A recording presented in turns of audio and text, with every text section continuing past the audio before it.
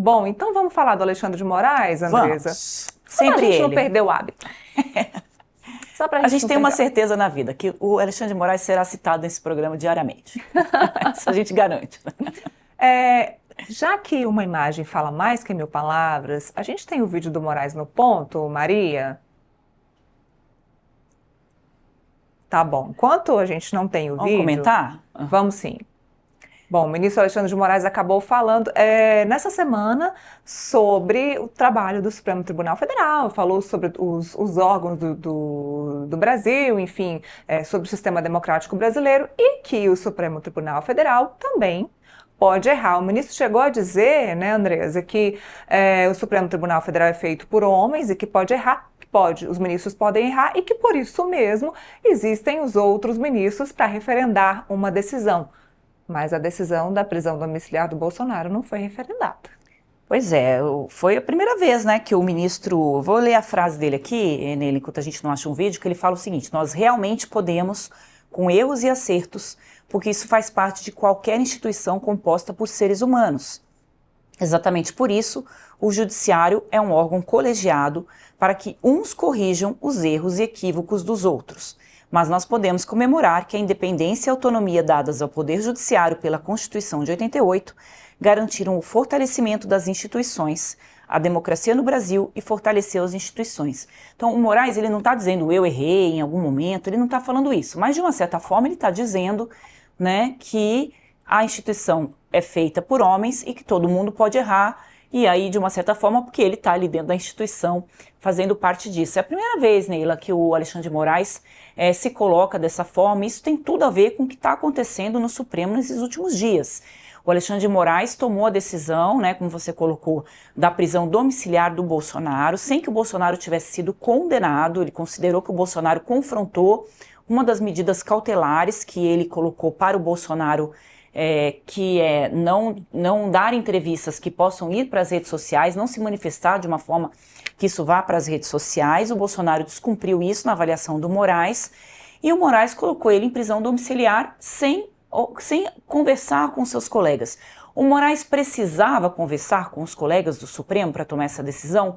Não, ele poderia tomar essa decisão por vontade própria, como ele fez, sem precisar consultar ninguém ali informalmente, porque foi um descumprimento de uma cautelar, de uma medida que ele já havia imposto ao Bolsonaro, para a gente entender que é cautelar. Bolsonaro, olha isso aqui, se descumprir essas regrinhas aqui, você vai ficar de castigo. O Bolsonaro descumpriu as regrinhas, foi ficar de castigo, que é uma prisão domiciliar. Ele não precisaria conversar, mas o que os ministros estão dizendo aí em conversas reservadas, claro que os ministros não vão vir a público para atacar um colega, porque isso fragiliza a instituição. Então o que eles estão dizendo como era uma medida que iria ter um impacto na sociedade, principalmente nesse momento que o Donald Trump está olhando para o Brasil, não custava nada ele ter conversado, ele ter pedido uma opinião, a gente ter decidido isso em conjunto para que depois ele viesse tomar essa decisão. Então essa é a crítica que se faz ao Alexandre de Moraes, e muita coincidência que ele faz essa fala ali durante uma palestra na Universidade de São Paulo, onde ele é professor, né, e foi recebido ali com muitos aplausos nesse ambiente acadêmico. Então, o Moraes faz ali, ao meu ver, uma meia-culpa de que algumas decisões podem ser equivocadas, mas o colegiado pode corrigir decisões do Supremo. Também tem sido muito questionado pelo governo dos Estados Unidos, né, com relação às decisões que ele tem dado em todo esse processo da trama golpista, e quando ele diz que as decisões na corte são colegiadas, ele está também tirando tudo dos ombros dele. Olha, as decisões não são só minhas, né? Tem um parecer do Ministério Público, tem a turma que referenda as decisões, mas o que se coloca do outro lado? Que o Alexandre de Moraes restringiu todas as questões relativas à trama golpista à primeira turma do Supremo, que é um colegiado menor, se não me engano 7 ministros, peço que menos ministros, que a produção me corrija, por favor, é um colegiado menor. O Supremo tem 11 ministros, então ele não quer que as decisões sejam julgadas pelo colegiado como um todo, pela turma, pelo plenário do Senado. Ele estabeleceu que esse julgamento tem que se dar do STF. Ele estabeleceu que esse julgamento tem que se dar pela turma, que é um colegiado menor, e ali a primeira turma que ele participa é um colegiado controlado, são 5 ministros na turma, e um colegiado controlado, vou falando aqui, ô Maria, vai me dando cola aí, que é o Alexandre de Moraes, o Flávio Dino, a Carmen Lúcia, o Fux e Zanin. o Zanin. Então, vamos colocar uma arte para vocês entenderem. Nesse colegiado, por que o Alexandre de Moraes não quer tirar do colegiado e levar para o plenário, onde estarão os 11 ministros? Porque aí você tem o Zanin, que foi advogado do Lula, indicado para o Lula para o Supremo Tribunal Federal. Você tem a Carmen Lúcia, que vota sempre, né, com o Alexandre de Moraes. Eles têm ali mais ou menos o mesmo pensamento nos seus votos. O Flávio Dino foi ministro do Lula, então também está ali na mesma toada. O único que está se destacando agora é o ministro Luiz Fux, que tem, nos últimos tempos, divergido do Alexandre de Moraes em seus votos e está sendo muito atacado pelos petistas e nas redes sociais. Por que é que o Fux resolveu... A grande questão em Brasília hoje é essa, viu, Neila? Por que que o Fux resolveu, de uma hora para outra, criar alguma divergência dentro desse colegiado da primeira turma? Então, o Alexandre de Moraes, quando ele coloca, não, as minhas decisões são respaldadas pela turma, o outro lado diz o seguinte, peraí, alto lá, é uma turma que você controla, não é pelo plenário do Supremo Tribunal Federal. Então, tá lembrando que isso é uma novidade, né, Andresa? Um julgamento desse porte, ele não era julgado em uma turma. Isso foi uma decisão recente. Aliás, várias determinações dentro do Supremo Tribunal Federal foram modificadas a partir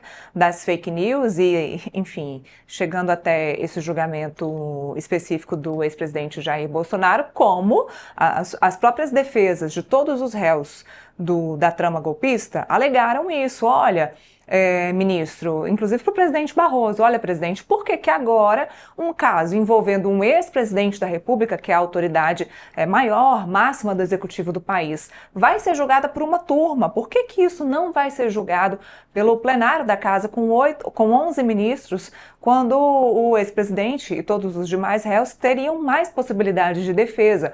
Lembrando que nós temos 2 ministros indicados pelo ex-presidente Jair Bolsonaro, que é o Nunes Marques e quem mais? André Mendonça. Nunes Marques e André Mendonça. Então, o terrivelmente evangélico. O terrivelmente evangélico. Essa época foi muito boa. Então, teria mais possibilidades de defesa para os réus que, como a Andresa disse, estando na primeira turma com apenas 5 ministros que são controlados, um ambiente hermeticamente controlado pelo Alexandre de Moraes, as chances são, de fato, muito menores. Outra mudança que teve específica nesse caso foi o julgamento pelo próprio Supremo Tribunal Federal, até porque como o ex-presidente Jair Bolsonaro já não é mais uma autoridade, isso deveria ser julgado pela Justiça Comum. Vou explicar. A defesa dos réus também alega isso, a própria defesa do ex-presidente Jair Bolsonaro alega que lá atrás, que esse caso, isso já não é mais, esse argumento não é mais utilizado, mas lá atrás isso foi utilizado sim, de que eles deveriam ser julgados pela Justiça Comum, assim como foi o ex-presidente Lula, enfim, que acabou caindo nas mãos do juiz Sérgio Moro. Pois bem, o que acontece é que houve uma mudança de entendimento dentro do Supremo Tribunal Federal. Hoje o entendimento é que se a autoridade cometeu o crime enquanto ela estava no seu cargo, ela deve sim ser julgada pela Suprema Corte. E agora o Congresso, os parlamentares vêm pedir a derrubada desse foro privilegiado, para vocês entenderem então que isso já foi um benefício. Então os parlamentares achavam ótimo isso ser julgado pela Suprema Corte, os casos deles serem julgados pela Suprema Corte. Agora não, eles preferem ser julgados pelos ministros ali de cada uma das regiões, lembrando que os deputados, principalmente os deputados, estão muito próximos das suas bases, ou seja, muito próximos dos juízes, desembargadores dos estados deles, né, Andresa? Pois aí é uma mudança, um cavalo de pau, que o Hugo Mota iria pautar essa semana, mas não vai pautar. Também não vai pautar anistia, não vai pautar nada, viu, Neila? Assim, como eu tinha antecipado na minha coluna, o Bolsonaro é só uma cortina de fumaça para, nesse ano pré-eleitoral, todo mundo conseguir o que quer, dizendo que vai parar tudo por conta do Bolsonaro. Aí quando se consegue o que se queria, aí você abandona essa pauta. Então, muito difícil que o Congresso vote qualquer coisa nesse sentido, inclusive agora que a gente está vendo, né, com relação ao FELCA, que trouxe essa denúncia de uso de crianças, né, como é que ele chama? adultização das crianças. Todo o país está movido para discutir esse assunto, que é um assunto importante, mas a partir do momento que as Big Techs colocarem o pezinho dentro do Congresso para dizer, peraí, não mexe com a gente, porque isso passa pelas Big Techs, não tem como, né? Elas é que monetizam esse tipo de vídeo. A gente já viu ontem, né, o presidente da Câmara dizer, não, mas isso, a gente não está falando de Big Techs. A gente também entrevistou aqui, eu esqueci quem a gente conversou ontem que também falou isso, não, Big Techs também não. Quando elas colocarem o pezinho delas no Congresso, começar o lobby, esse assunto vai sair da pauta rapidamente, porque tá assim na política, cada escândalo vai se mudando o assunto, viu, Nele? Bom, vamos falar então sobre presidência. A Camila está esperando a gente, mas vamos